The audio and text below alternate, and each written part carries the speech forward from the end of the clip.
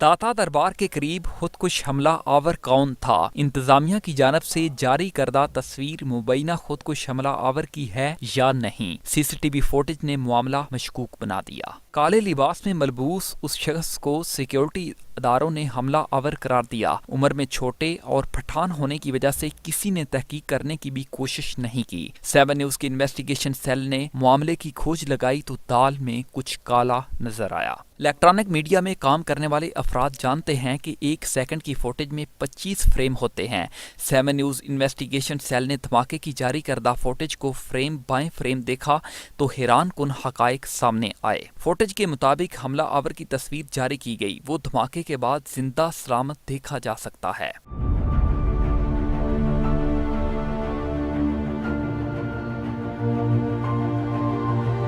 اگر فوٹیج کو slow motion میں دیکھا جائے تو دھماکہ مبینہ خودکش حملہ آور قرار دیے گئے شخص کی مخالف سمت میں ہوا، جبکہ شعلوں کی لہر میں ادھر سے اٹھ کر مبینہ حملہ آور کی طرف بڑھ رہی تھیں۔ دوسری جانب فورینزک تحقیقات کے مطابق خودکش حملہ آور کا جوتا بھارتی برانڈ کا نکلا، جبکہ مبینہ دہشت گرد کے فنگر پرنٹس شناخت کے لیے نادرا کو بھجوا دیے گئے، جس سے اصل حقائق سامنے آئیں گے۔ سیکیورٹی اداروں نے گزشتہ روز سے لاہور کے مختلف علاقوں میں سرچ آپریشن کرتے ہوئے متعدد مشکوک افراد کو بھی حراست میں لیا ہوا ہے۔